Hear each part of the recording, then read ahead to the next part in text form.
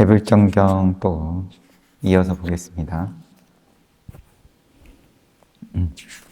어제 본 내용은 이제 두 형제, 전생의 형제였는데 형은 그때그때 늘 보시를 쉬지 않았다. 할 수 있을 때 공양을 부처님께 올렸고, 그래서 그 인과로 이제 지금 이번 이야기 곶다마 부처님하고의 이야기에서는 안야시 꼰단야, 처음으로 부처님께 이제 법을 듣고 깨달을 수 있는 기회를 가졌고, 동생의 경우에는 나중에 수학을 하고 난 다음에서야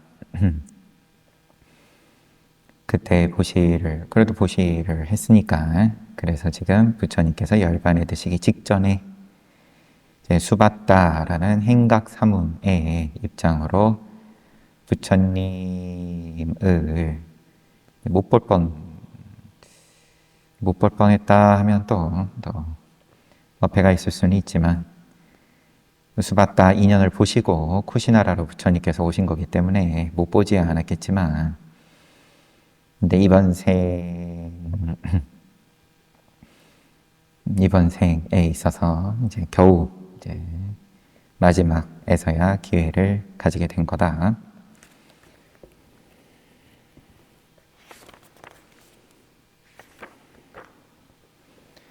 형이 제안을 한 바는 벽시를 심을 때 이미 심을 씨앗 중 일부를 보시용으로 남겨두자고 형은 주장하고, 동생은 그 제안에 반대하면서 아직 영글지도 않은 쌀을 왜 해치려고 합니까? 네, 이렇게 의견이 갈리면서 논을 둘로 나눠가지고 각자 관리하자.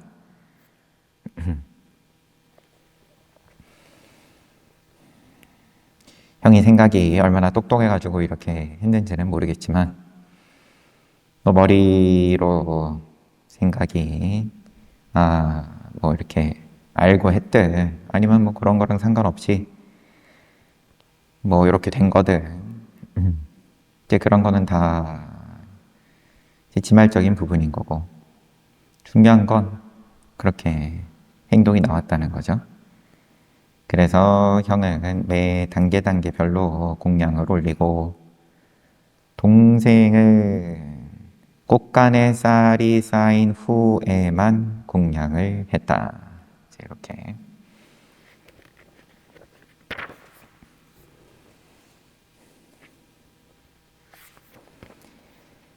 전생 인연이 그러한데, 그래도 어쨌든 수바다는 부처님 만나가지고 아난다 존자가 가로막는데, 그래도 계속 부탁을 드리고 부처님께서 아난다를 제지한 다음에 만나 주신 거죠.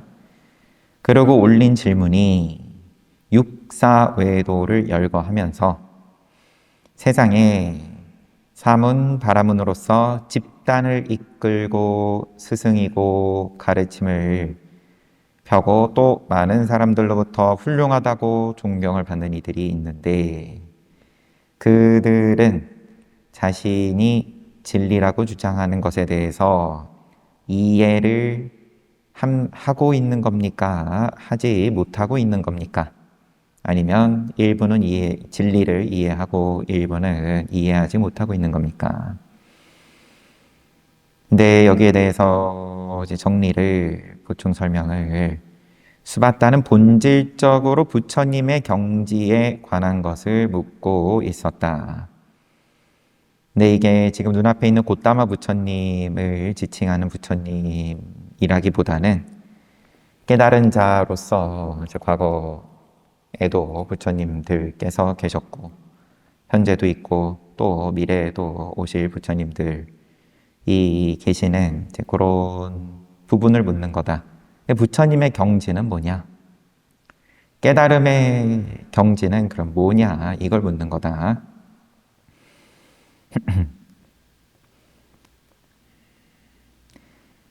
그래서 육사 외도들이 정말 부처님이라면, 그들이 정말 깨달은 자라면 그들이 설하는 교설은 중생을 윤회로부터 해탈할 수 있게 해야 한다. 깨달음의 경지는 그 윤회에서 해탈을 시켜주는 이제 그러한 가르침이고, 또 그러한 스승이고, 윤회에서 해탈할 수 있게 해야 부처다. 그게 깨달음이다.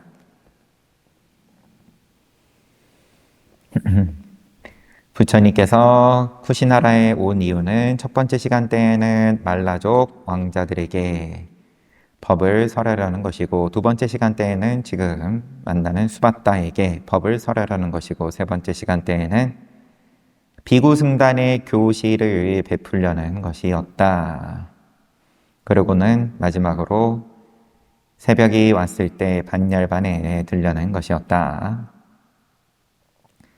이렇게 지금 바쁜데, 시간 없는데, 육사 외도들이 그러면은 뭐 깨달았니, 깨닫지 않았느니, 이런 이야기는 할 시간이 없고, 중요한 것은 이제 수바다가 그러면은 윤회에서 벗어나는 열반하는 이제 그 가르침이 중요한 거니까 부처님께서 수바다에게 8정도에 포함되어 있는 중도를 설하기로 했다. 부처님이 말했다. 수바다여, 질문은 그만두어라. 6 스승들 모두가 진리를 알고 있는지, 그들 모두가 진리를 알지 못하는지, 아니면 일부는 진리를 알고 일부는 진리를 모르는지 등의 질문은 그만두어라. 그러니까 모든 경우에 다 해당되는 말이죠. 밖으로 시비하는 건 그만두고, 남이 그러면은 정말 실력이 있니 없니, 심지어 이렇게 법에 관한 것일지라도 그거 가지고 이제 따질 시간이 없다. 수바다여, 너에게 열반에 이르는 훌륭한 교법을 설하겠나니 주의 깊게 잘 듣도록 하라. 급한 건 너가 급한 거다. 너가 열반에 드냐 들지 못하냐, 이게 중요한 거고, 이게 급한 거고. 수바다여, 그 어떤 종교적 교설이라 하더라도 8정도가 발견되지 않는다면, 가르침에 8정도가 들어있지 않으면 그곳에는 첫 번째 단계의 사문인 예류의 비구도 없고, 두 번째, 세 번째, 네 번째 일레의 비구도 없고, 불환의 비구도 없고, 아라한도 없느니라. 수바다여, 그 어떤 종교적 교설이라 하더라도 8정도가 발견된다면 그곳에는 예류의 비구, 일레의 비구, 불환의 비구, 아라한도 있느니라. 8정도가 담겨 있으면 가르침에, 그러면은 이제 깨달음으로 나아가는 가르침이다. 수바다여, 그러나 나의 종교적 교설에만 8정도가 발견되니, 그런데 8정도가 너가 언급한 육사 외도들에게는 들어있지 않고, 부처님께서 말씀하신 그 가르침에만 8정도가 발견되니, 이 가르침에만 예류, 일레, 불환, 아라한이 있느니라.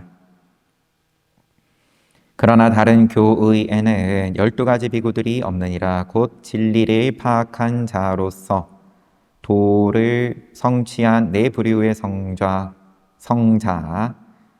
결과를 성취한 네 부류의 성자, 그리고 도지의 4단계를 얻기 위해 윗바사나를 연마하는 네 부류의 유학 수행자 등이 그것이니라. 이렇게 해서 12가지 비구들이다. 만일 이 12비구들이 부처님의 가르침에서 수행하고 그 가르침을 바르게 실행한다면 세상은 결코 아라한에 있어 공허하지 않을 것이니라. 아라한과가 반드시 이루어진다. 수밧다여 나는 29세에 출가하여 모든 것을 아는 진리를 추구하는 사문이 되었느니라. 그리하여 이제 사문이 된 지 50년이 넘었느니라. 나의 이 가르침 밖에서 성스런 길에 전주곡이 되는 윗바사나를 연마한 자는 없나니. 나의 이 가르침 밖에서 이 성스러운 길, 성인이 되는 수다원가부터 깨닫기 위한 윗바사나를 연마한 자가 없다. 또한 첫 번째 단계의 사문도 없고 두 번째, 세 번째, 네 번째의 사문도 없느니라. 다 이제 윤회에서 돌아가는 이야기들만 하지 윤회에서 벗어나는 이야기를 하는 가르침이 없더라. 발견되지 않는다. 이야기를 하고 윤회에서 벗어나는 이야기, 가르침을 펼 수 있는 스승도 없고 그거를 듣고 싶어하는 제자도 없고 그런 가르침도 없고 만일 그 12비구들이 부처님의 가르침에서 수행하고 그 가르침을 바르게 실행한다면 세상은 결코 아라 안에 있어 공허하지 않을 것이니라. 깨닫는다. 깨닫는 결과로 이어진다. 공허하지 않다. 된다. 부처님이 이렇게 설하자 수밧다가 말했다. 부처님 정말 뛰어나십니다. 마치 뒤집어진 것을 바로 세우고 가려있던 것을 벗겨내고 길 잃은 자에게 길을 안내하는 것과 같습니다. 어둠 속에서 기름등을 켜서 눈 있는 자라면 색을 보게끔 부처님께서는 그와 같이 여러 단계로 법을 드러내셨습니다. 부처님이 저는 부처님과 교법과 승단에 귀하옵니다. 관용구를 쭉 얘기하고 삼귀합니다. 그러니 저를 부처님께서 계시는 승단에 들어갈 수 있도록 허락해 주십시오. 승단에서 구족계를 받을 수 있도록 해 주십시오. 그러자 부처님께서 수밧다여 이전에 다른 가르침 아래에 있었던 사람이 이 교법과 계율에서 출가를 바라고 구족계를 바란다면 그는 4개월의 예비 과정을 거쳐야 하느니라. 4개월이 지나야만 마음을 일으킨 비구들이 출가를 시키고 비구가 될 수 있는 구족계를 주느니라. 4개월의 예비 과정을 거쳐야 마음을 일으킨 비구들이 출가를 시켜준다. 예비 과정을 할 때는 아직 비구가 아닌 거예요. 그러니까 구족계를 못 받았으니까 이제 행자 생활 좀 해야 된다. 모두에게 해당하는 것은 아니고 다른 가르침을 따르던 그만큼 이제 때를 벗겨내는 그러한 작업이 필요하다. 이에도 물론 경우에 따라 차이가 있느니라. 4개월이라고 정하기는 했는데 아니면 4개월이라고 정해져 있기는 하지만 경우에 따라 차이가 있다. 좀 빨리 끝날 수도 있고 더 길어질 수도 있고. 부처님 그렇다면 저는 4년 동안 예비 과정을 거치겠습니다. 신심이 충만해가지고 4개월이라고 하니까 저는 4년이라도 얼마든지 합니다. 4년이 지난 뒤 마음을 일으킨 비구들께서 저를 출가시키고 구족계를 주셔도 좋습니다. 부처님은 아난다 존자에게 말했다. 아난다야, 수밧다를 이 승단으로 출가시키도록 하라. 아난다 존자가 알았다고 대답하자. 말이 조금 그래요. 부처님께 알았다 하진 않을 테니까. 아난다 존자가 여튼 그렇게 하겠다고 대답하자 수밧다는 아난다를 향해서 이렇게 말했다. 당신들은 얼마나 큰 행운을 누리고 있는가? 당신들은 얼마나 큰 은혜를 입었는가? 부처님께서 직접 언급하여 밀접한 제자로 받아들이셨으니 말이오. 말이 이것도 무슨 말이지? 주석이 있어서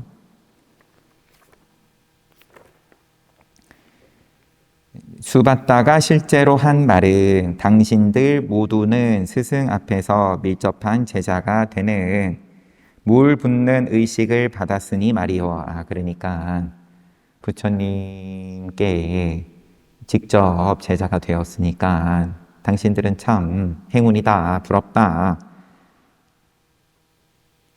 또 종교 지도자에게 밀접한 제자로서 자기를 받는다는 것은 hin각 사문들의 종교에서 큰 공경과 특권을 뜻한다. 이 hin각 사문이니까 이 부처님법에서 특권이라는 게 아니라 이 외도들 입장에선 이렇게 이제 직접 제자가 되는 것이 이제 특별하다, 그런 말인 거죠. 그래서 당신들은 큰 행운이다. 아난다 존자는 수바타를 데리고 가서 물로 그의 머리를 적셨다.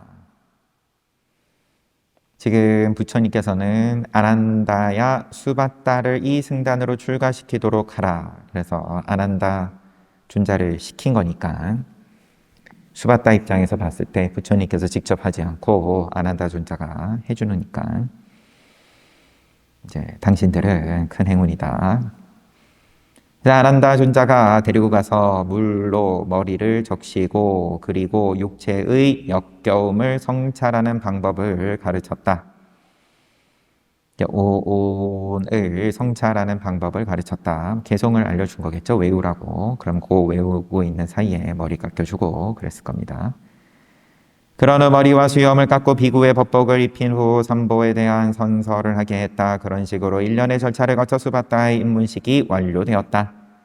그런 뒤 아난다 존자는 수바타를 부처님에게 데리고 갔다. 부처님은 수바타가 모든 것을 갖춘 비구로 승단에 들어왔음을 인정하고 이제 모든 것을 갖추었다. 구족계를 받았다. 그런 표현인 거죠. 다 갖추어진 계를 받아 지녔다. 그래서 승단에 들어왔음을 인정하고 그에게 적합한 수행법을 가르쳤다. 그러자 수바타 비구는 쌀라나무 동산의 외진 곳을 찾아가 경행하는 한 가지 자세로만 명상에 들었다. 그처럼 강한 정념과 정진력을 갖춘 채 수행하던 수바타 비구는 바로 그날 밤 사무예지를 갖춘 아라한이 되었다. 수바타 비구는 부처님 앞에 나아가 공경하는 자세로 앉았다. 그러니까 그날 밤에 다 이루어졌어요. 아라한이 됐어요. 그리고 부처님 앞에 나아가서 앉았다는 걸로 봐서 부처님께서 열반에 드시기 전에 이미 다 그러면 이제 아라한과에 오르고 한 모양입니다. 이처럼 수바타 존자는 아라한이 되었다. 그는 부처님 제세시에 아라한이 된 마지막 인물이었다. 여기서 부처님 제세시에 아라한이 된 마지막 인물이라는 표현은 다음 중 하나를 의미하는 것일 수 있다. 첫째, 부처님 제세시에 승단에 입문하였으며 부처님이 열반한 뒤 비구로 인정되고 윗바사나 수행을 연마하여 아라한과를 얻은 자를 말한다. 첫 번째는 그렇다. 아무래도 지금 이제 타이밍상 밤의 두 번째 시간대에 수바타에게 가르침을 주신 거고 세 번째 시간대에 교실을 내리고 그 다음에 열반에 들어가신 거니까 이게 뭔가 설명이 안 맞는 것 같으니까 제세시에 아라한이 된 마지막 인물이다를 조금 이제 의역을 덧붙이면 부처님 열반하시기 전에 제세시에 비구가 된 마지막 인물이고 그 뒤에 수행 열심히 잘 해서 아라한이 되었다. 두 번째는 부처님 제세시에 승단에 입문하고 비구로 인정되었으며 부처님이 열반한 뒤 윗바사나 수행을 연마하여 아라한과를 얻은 자이다. 첫 번째하고 두 번째의 차이는 비구로 인정된 게 부처님 열반하시기 전이냐 뒤냐 이제 이런 이야기. 세 번째, 부처님 제세시에 승단에 입문하여 비구로 인정되고 윗바사나 수행을 연마한 뒤 부처님이 열반한 후에 아라한과를 얻는 자이다. 살아계실 때 열반 드시기 전에 승단에 들어오고 비구게 받고 그 다음에 아라한과까지 다 한꺼번에 이 짧은 시간 안에 된 거냐 아니면 뒤에 아라한과에 오르고 내지는 비구로 인정받는 것까지도 부처님 열반에 드신 다음에 된 거냐 이런 거 가지고 또 열심히 토론을 했었던 모양입니다. 이런저런 의견들이 있는 모양이고 네 번째도 나와요.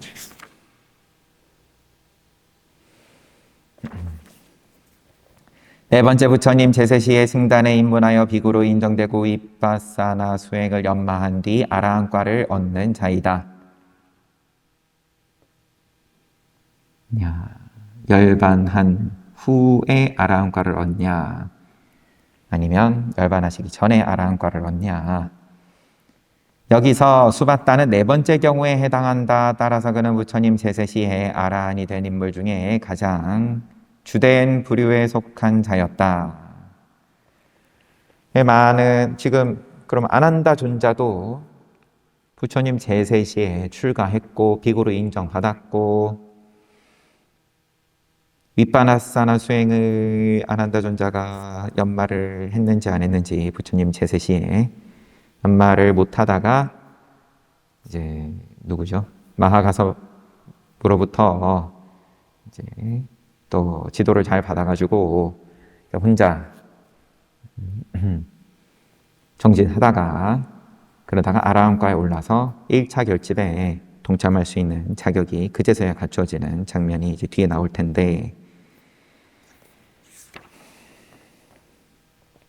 부처님께서 제세시에 출가한 이제 그런 제자들이 많으니까, 그런데 그들이 열반에 드시기 전에 다 아라한과에 오르지는 않은 거니까 아직 3위로 있는 입장들도 있을 테고, 그러면 비구로 인정받지 못한 거니까 이거를 이렇게 네 가지로 분석을 하는 의미가 뭐 나중에 뭐 필요한 장면이 있을 수 있을지는 모르겠지만, 여튼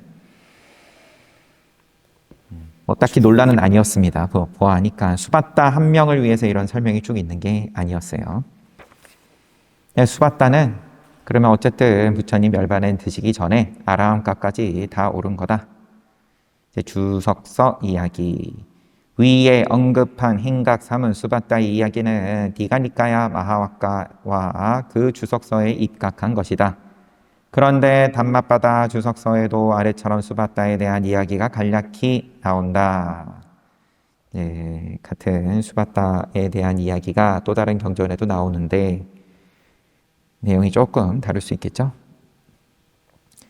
부처님이 살라나무 동산의 침상에 누워있는 동안 수바따는 이렇게 생각했다. 나는 행각 사문들에게 3가지 질문을 제기해왔다. 하지만 아직 사문고타마에게는 질문하지 않았으니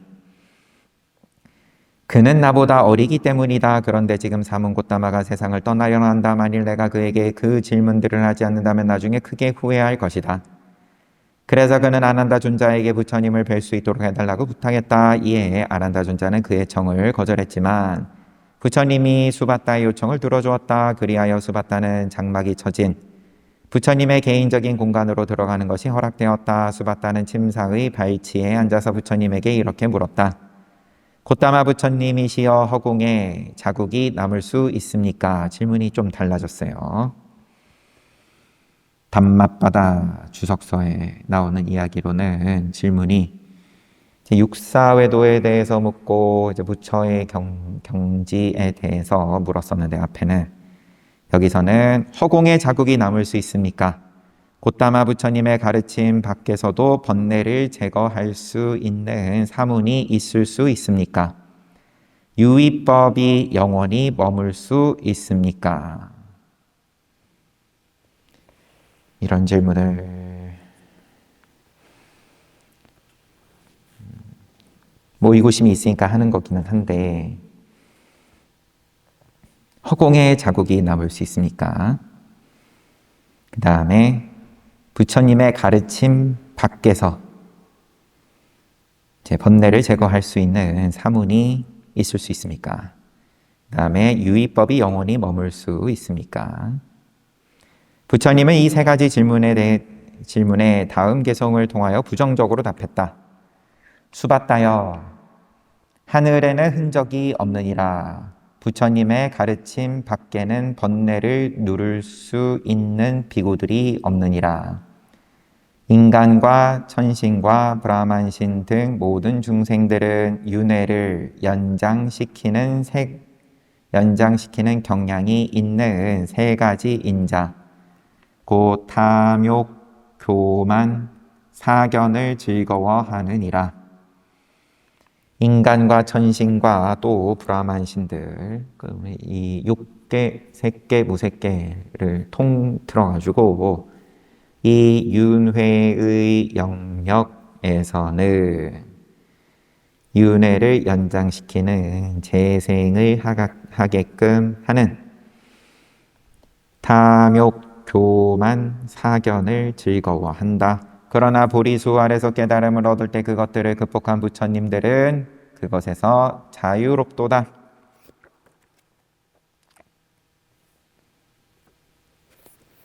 수바따여 하늘에는 흔적이 없느니라. 부처님의 가르침 밖에는 번뇌를 누를 수 있는 비구들이 없느니라. 영원히 존재하는 유의법이란 없느니라. 한자로 번역이 돼가지고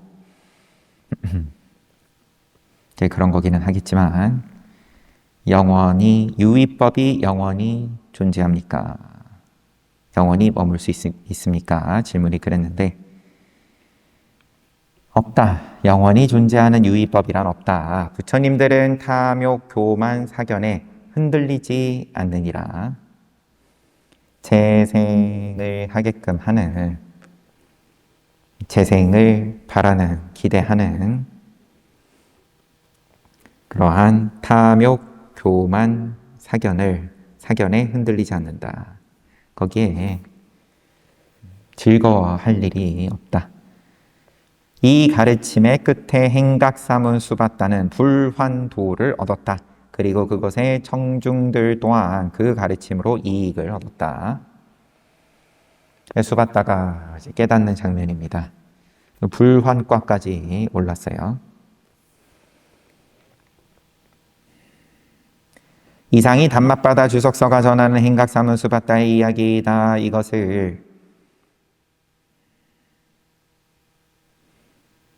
여기서는 그러니까 앞에서는 아라한과를 얻었다고 그랬는데 이제 여기서 정론으로 선택을 한 거는 보는 거는 경전에 있는 거죠. 경전 열반경에 있는 그대로 수바따 존자는 부처님께 이제 크게 믿음을 내서 삼귀를 하고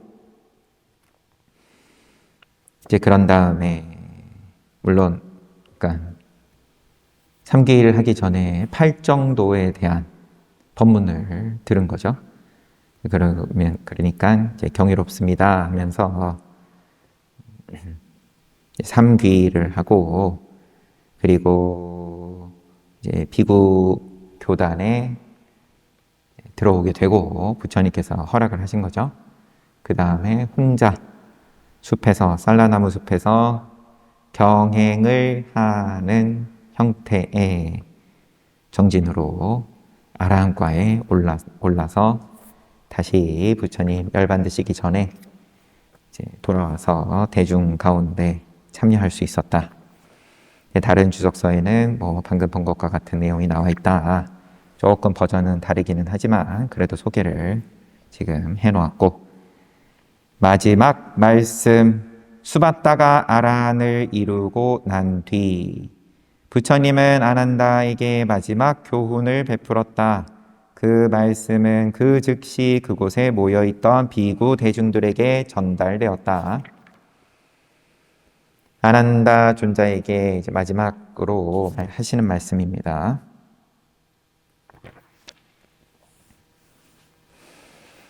아난다야, 너희들 중에는 이렇게 생각하는 사람이 있을 것이다. 스승께서는 교법을 설하셨다. 그런데 이제 더 이상 우리의 스승은 존재하지 않는다. 그러나 아난다야, 그처럼 낙담하는 것은 바람직하지 못하니라. 내가 너희를 위해 45년 동안 가르치고 규정한 법과 율이 있는데 그것이 내가 간 뒤에 너희의 스승이 될 것이니라. 경과 율이 너희의 스승이 될 것이다. 아난다야, 지금 비구들은 서로에게 친구라는 말을 사용하지만 내가 떠난 뒤에는 그처럼 해서는 아니 되느니라. 장로 비구라면 신참 비구에게 이름이나 성씨 또는 친구라는 말을 사용해도 된다. 그러나 신참 비구는 장로 비구에게 어른이시여 또는 존자시여 라고 해야 하느니라. 여태까지는 그러면 이렇게 안 했다는 거니까요. 호칭의 문제는 전반에 걸쳐서 중요하게 이야기가 나오죠. 부처님께서 처음 녹야원에 가셔가지고 법을 설하려고 할 때 그들은 부처님께서 고행을 내려놓았다는 것에 실망하고 떠난 5 수행자들이었기 때문에 부처님을 존중하지 않는 호칭으로 친구 곧담아요 이렇게 부른다든지 했는데 부처님께서 그렇게 부르면 안 된다 정정을 해주셨죠.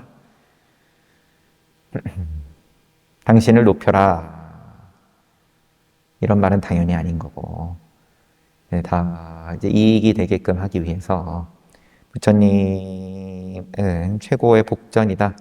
부처님을 존중을 하고 이야기를 했을 때 돌아오는 과보와 그 다음에 함부로 이야기를 했을 때 돌아오는 과보가 이게 너무 차이가 크게 나니까 알려주는 거죠.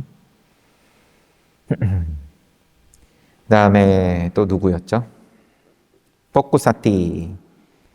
운막에서 무작정 부처님 찾아 나섰던 뻑구사띠를 운막에서 만났을 때 저는 이제 곧다마라는 분을 스승으로 생각하고 여기까지 만나기 위해서 찾아왔다. 부처님께서 누군지 알아보느냐, 볼 수 있겠냐, 만약에 만난다면 나는 못 알아볼 것 같다.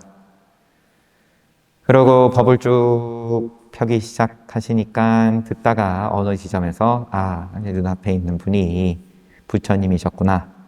하지만 그 호칭을 정정하지 못했다. 부처님께서 끼어들 타이밍을 주지 않아서 부처님께서 허락하셨을 때만 이제 이야기를 할 수가 있는데 부처님께서는 계속 이제 법을 설하고 계신 중이었기 때문에 그래서 법문이 끝난 다음에 얼른 이제 그 부분부터 이제 자기의 허물을 참회하는 거죠. 제가 누군지 몰라보고 호칭을 잘못했습니다. 이렇게 여기 돌아가시는 마지막 장면인 당부의 말씀이신 건데 돌아가시기 직전에 열반에 드시기 직전에 그때 하시는 말씀이 처음에 하신 말씀은 스승이 없다고 생각하지 마라. 법과 율이 있다. 그걸 스승으로 삼으면 된다. 그 다음 하신 말씀은 장로 비구는 좀 편하게 얘기할 수 있지만 신참 비구에게 신참 비구는 조심해야 된다. 서로에게 친구라는 말을 여태까지는 썼지만 신참 비구는 장로 비구에게 어른이시여 또는 존자시여 라고 해야 한다. 아난다야 승단이 원한다면 내가 떠난 뒤 작고 소소한 율법의 계율들은 폐지하도록 해라. 요 문구로는 또 조금 뉘앙스가 다르네요. 폐지해도 좋다가 아니라 그냥 폐지해라 예요. 아난다야 내가 떠난 뒤 찬나 비구에게는 브라만 신의 처벌이 경책이 가해져야 하느니라. 이렇게 4가지 말씀하셨습니다. 스승 경과 율을 스승으로 삼아라. 호칭을 장로 비구를 존중하는 호칭을 써야 된다. 소소계는 폐지해라. 그 다음에 찬나 비구에게 브라만 신의 처벌이 가해져야 된다. 찬나 비구는 이제 부처님하고 나의 이름이 칸타카. 부처님하고 같이 29에 출가할 때 성문 밖으로 말을 이끌고 나갔던 이제 마부였던 찬나죠. 부처님 태어나실 때 같이 태어난 그 리스트에 올라가 있습니다. 칸타카도 있고 찬나도 있고 야소다라 공주도 있고 부처님 성도하신 나무 보리수 나무도 그때 태어났다. 그 다음에 깔루다이 어릴 적 때부터의 친구. 그 다음에 부처님께서 카필라성에 방문을 해 주십사 아름다운 노래를 지어가지고 부처님을 모시는 깔루다이. 그 다음에 황금 한 가리 4개.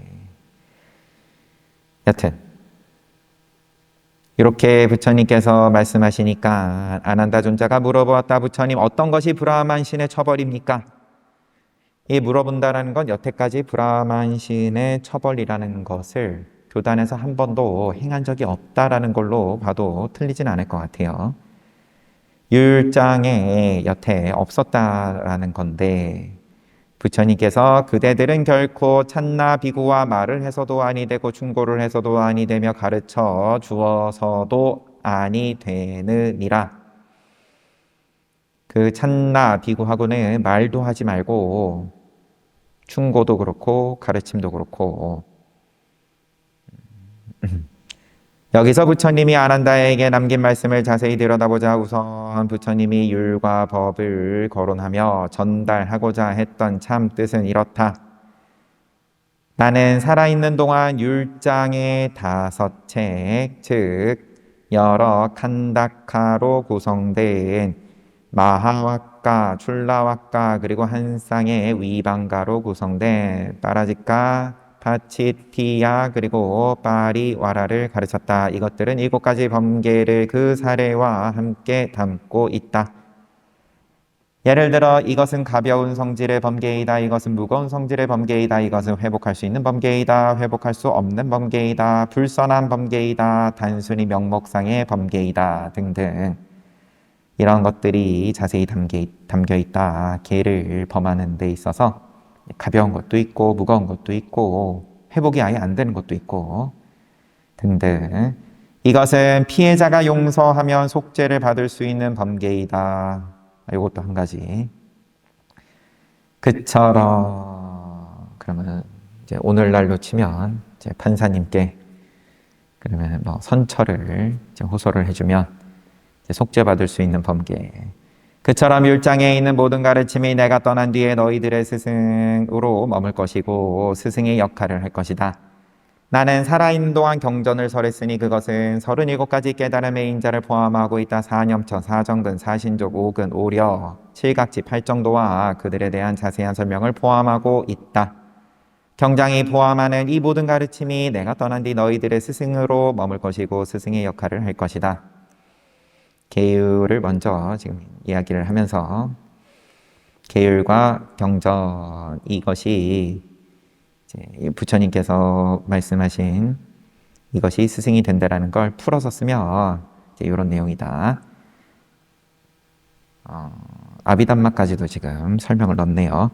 나는 살아있는 동안 아비담마를 자세히 구분하여 설했다. 예를 들어서 5온, 12처, 18개, 4제, 22근, 9가지 근본 원인, 4식, 7촉, 7가지 촉, 7가지 수, 7가지 상, 7가지 사, 7가지 식을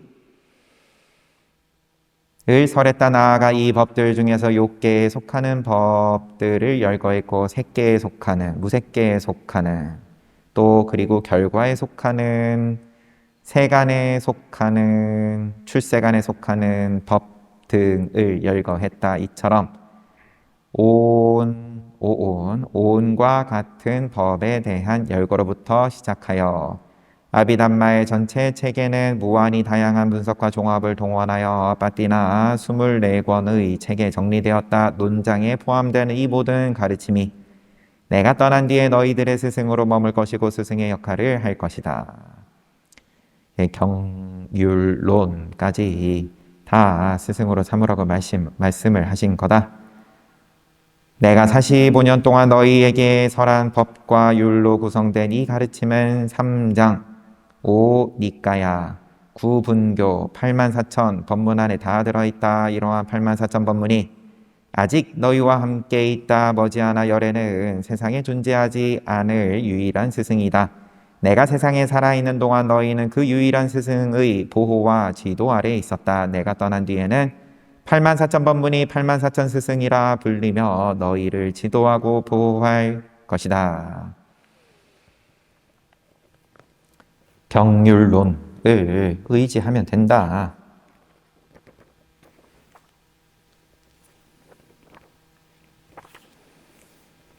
부처님이 두 번째로 남긴 말씀은 비구들 사이의 사회적 행동 규범을 지시하는 내용에 관한 것이다. 두 번째는 친구라는 말 쓰지 말고 장로 비구에게 어른이시여 또는 존자시여 라고 해야 한다. 이거는 비구들 사이의 사회적 행동 규범. 홍길동이 율도국을 떠나면서 그러면 먼저 태어나면 형이고 그러면은 오른손에는 수저를 쥐어주고 밥 먹을 때 두 가지가 전부죠. 이제 오른손은 없기는 하지만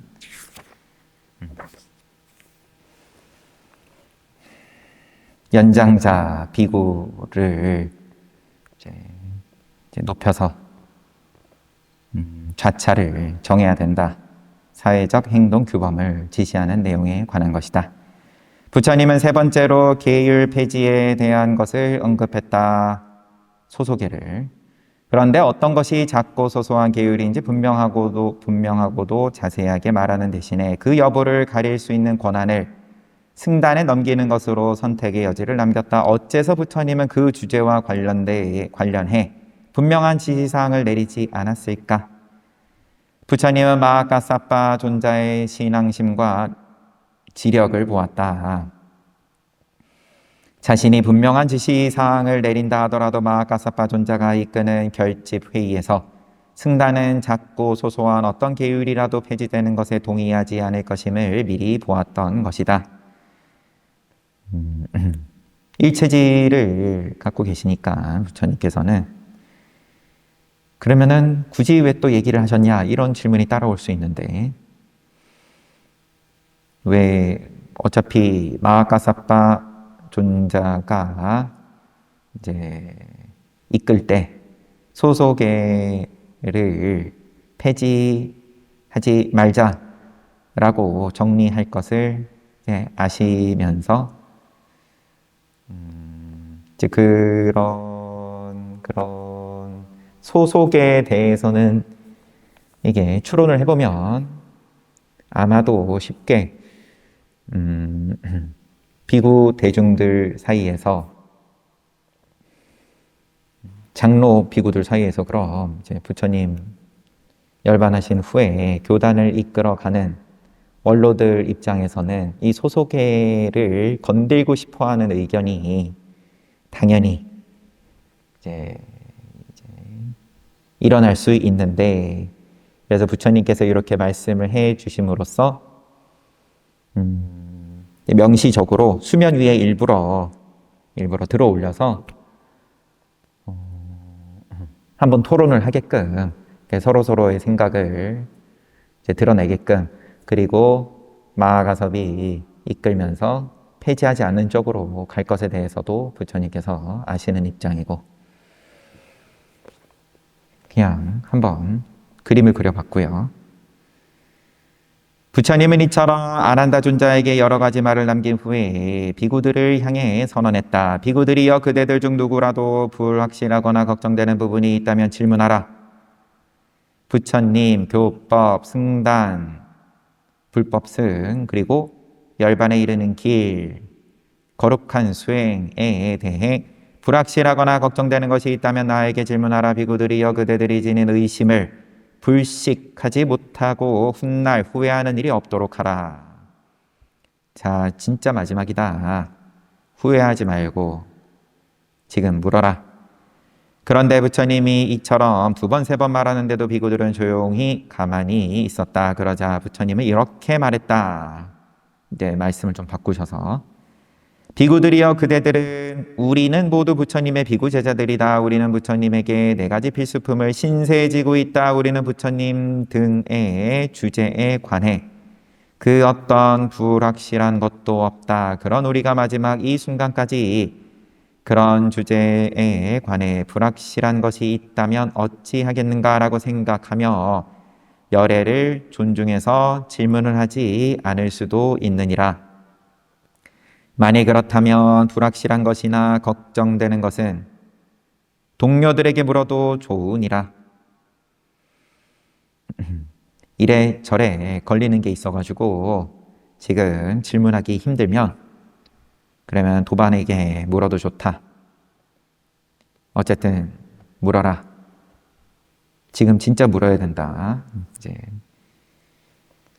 부처님이 이렇게까지 말하는데도 비구들은 여전히 침묵을 지키고 있었다. 그러자 아난다 존자가 말했다. 부처님, 놀라운 일입니다. 일찍이 없었던 일입니다. 부처님, 저는 이 비구 승단을 믿습니다. 이 승단에서 단 한 명의 비구도 부처님 교법 승단, 도, 수행에 대해 불확실한 것이나 걱정하는 것이 없음을 믿습니다. 이런 표현이 비구 승단을 믿습니다. 네, 앞에서는 잘 보기 못 본 것 같은데 이 뒤에 부처님께서 하시는 말씀에 대해서도 조금 궁금한 게 있었어요.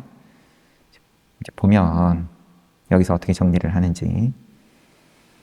부처님께서 아난다야, 그대는 믿음에 의해 그렇게 말했느니라. 믿음에 의해서 너는 말했다. 믿음에 의해서 말했다. 그러나 열애에게 그 모든 것은 지혜의 문제인즉 지혜로 말해야 된다. 확실히 경책의 느낌이 있어요. 믿음으로 지금 이야기할 게 아니다, 이건. 안목을 알고 모르고를 지금 모르면은 물어라. 그런데 아무도 질문을 안 한 거고 의구심이 없다. 질문을 하지 않은 거고 거기에 대해서 아난다 존자가 찬탄을 하고 저는 이 승단을 믿습니다. 이 승단. 지금 아무도 정말로 의심이 없어서 부처님께 질문을 하지 않은 것이라고 저는 믿습니다. 그러니까 부처님께서 이건 지혜의 문제다. 뭐 믿음 같은 소리 하고 있냐? 열애는 지혜로서 이 승단 내에 그 어떤 비구도 부처님 교법 승단 도 수행에 대해 불확실한 것이나 걱정하는 것이 없음을 알고 있느니라. 지혜로 안다. 열애는 나는 아난다야, 이 500명의 비구 중 최소한의 것을 성취한 자라 할지라도 예류자이니 그는 네 가지 악취에 재생할 리 없으며 제일 못난 이 500명의 비구 중에서 제일 못난 수준이 예류과다, 수다원과다. 다 그 이상 깨달았다. 최소 수다원과다. 너도 수다원과고 아난다도 수다원과만 해도 사악도에 나지 않는다. 네 가지 악취에 재생할 리 없으며 세 가지 더 높은 도를 얻도록 결정되어 있느니라. 아란과로 나아가게 돼 있다. 부처님은 이처럼 말한 뒤에 드디어 최후의 교훈을 남겼다. 비구들이여 이제 마지막 교훈을 남기겠노라. 마지막 교훈이에요. 마지막 교훈. 앞에 계속 네 가지로 해주신 말씀은 마지막 교시인 거고 이것은 아난다야 하면서 아난다를 통해서 말씀하셨어요. 정확하게 비구 대중들이 다 지금 모여 있는 상황일 것 같기는 한데 그런 거에 대한 묘사는 지금 상세하지는 않다 보니까 아난다에게 이제 하시는 마지막 말씀, 아난다 통해서 비구들에게 또 전달이 되는 내용이 아니면 옆에서 뭐 같이 듣고 있든 어쨌든 호칭을 아난다에게 하신 말씀이 스승 없다고 생각하지 마라. 경륜론이 있다. 그 다음에 호칭을 존중해야 된다. 연장자 비구를 존중해야 된다. 법나비. 그 다음에 소속에는 폐지해라. 이거는 아난다 존자만 들은 게 맞겠네요. 나중에 결집을 할 때 아난다가 다른 500 아라한들로부터 경책을 받는 이유 중에 그때 왜 소속애가 어디까지입니까? 라고 부처님께 명확하게 여쭤보지 못했냐? 그러니까 혼자 있을 때 들은 얘기니까 다른 분들이 있었으면 안 한다를 경책할 명분이 없죠. 다음에 네 번째, 찬다 비구는 브라만 신의 처벌이 가해져야 된다. 네, 그리고 전체 비구 대중들에게 하시는 마지막 최후의 교훈입니다. 비구들이여 이제 마지막 교훈을 남기겠노라. 모든 유의법은 흩어지는 법이다. 그러므로 목표를 완수할 때까지 정념과 불방위를 갖추어 노력하라. 마지막 가르침에서 정념과 불방위를 말씀하셨습니다.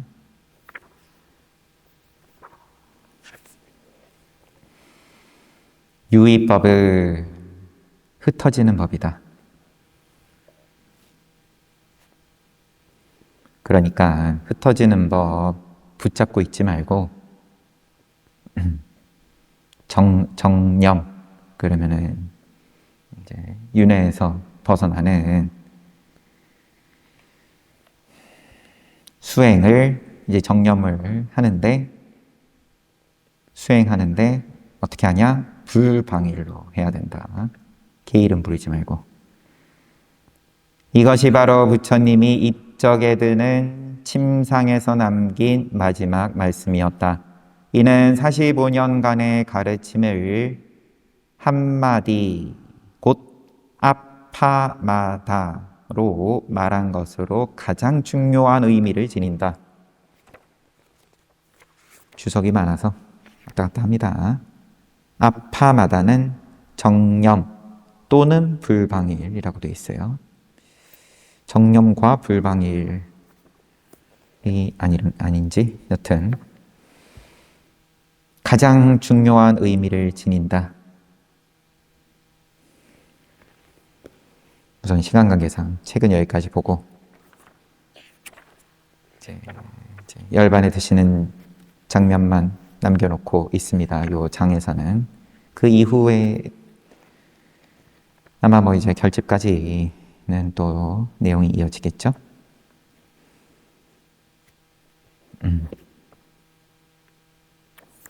여튼 불방일, 뭐가 정념은 정념이고 불방일, 그러면 하루에 얼마 전에 또 어느 분이 오셔가지고 이왕 시간 넘어간 거 조금만 더 얘기하면,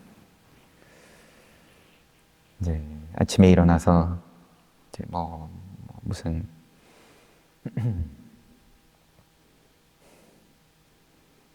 주력 수행을 오랜 시간 해오신 분인 것 같아요.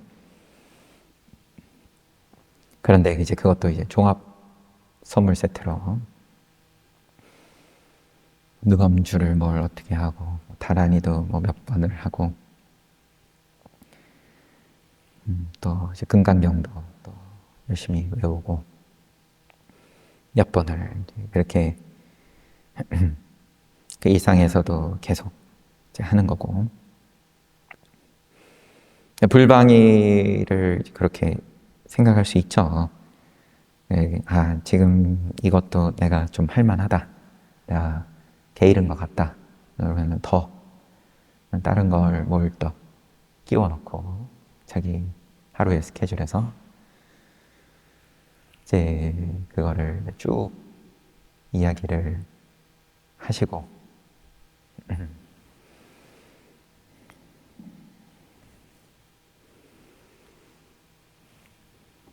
그리고 확신이 있을 것 같으면 저한테 굳이 물어보진 않으셨겠죠. 근데 이게 자기도 뭐 인지를 하든 못하든 간에 뭔가 확인을 받고 싶은 마음이 있으니까, 그러면은 이렇게 하는 거에 대해서 어떻게 생각하냐. 결국은 이제 그런 질문인 건데, 그러면은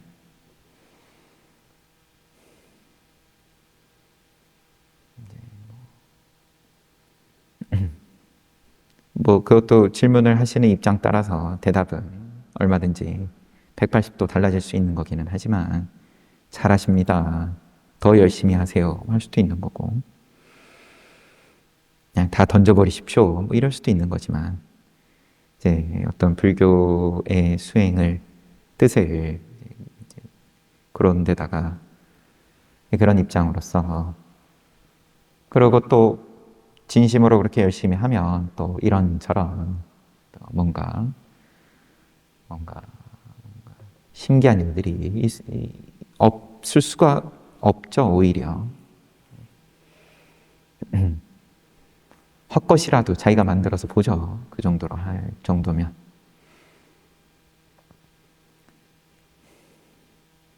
그래서 그냥 뭐 다 좋은데 열심히 하시는 거 좋은데 그래도 이왕이면 이제 좀 집에서 하는 것보다 다른 수행처를 좀 의지해서 하시는 게 좀 더 좋으실 것 같다고, 영험 있으실 것 같다고.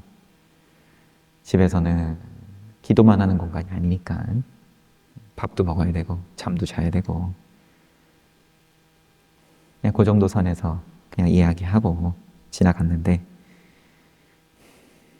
불방일 얘기 나오다 보니까 정념과 불방일을 갖추어 노력하라. 부처님 마지막 말씀입니다. 그래서 시원하면서 매일같이 공부하는 어린이들에게도 결국은 정념 아닌 게 없다. 뭐 이런 입장으로 또 볼 수도 있겠지만 어쨌든 뭐 당장은 이제 몸을 가지고 불방일에 대해서 함께 하고 있는 중인데 인연이 있으면 도움이 될 테고 그러면은 더 뭔가 힘을 얻을 테고 또 인연 없으면 또 얼른 맞는 데 찾아가야 되고 억지로 이게 정답이다 그렇게는 절대 생각하지 않습니다. 하여튼 부처님의 마지막 말씀이 이러하니까 여태 잘 받고 다들 그러면은 열심히 지금 이제 안거 중이고 다음 주에는 이제 기도죠. 월요일부터 또 이제 그런 모양으로서 정념과 불방일을 해 나가는 거니까 쉬었다가 또 같이 정진합시다.